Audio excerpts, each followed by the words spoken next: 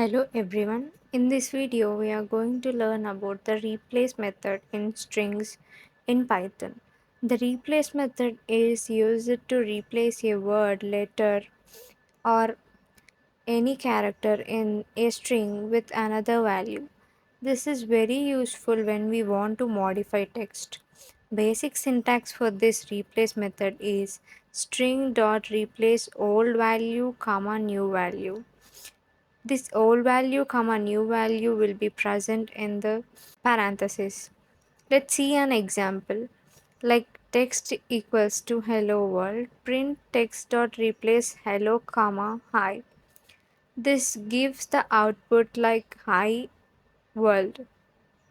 Here's what happens to the code is that Python finds the word hello and replaces it with hi. So hi is replaced in the place of the hello. Another example like text equals to banana, text dot replace a comma o. Now banana we have 1, 2, 3 A's and those 3 A's are replaced with the O's. Every letter A is replaced with the O letter. So remember, like replace changes specific text inside a string or a character inside a string into another and which we want. And slide 2 explains the working and uses of the replace method. And we can go through some examples. Message equals to I like Python. Print message dot replace Python comma coding. And the output will become I love coding. Example 2 is equals to text equals to apple apple apple. Print text dot replace apple comma mango, and those apples are replaced by the string called mango. Important point for this replace method is replace returns a new string.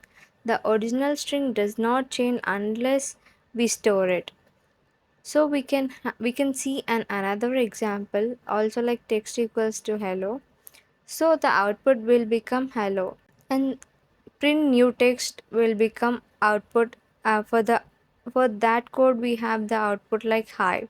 This shows the original string remains unchanged.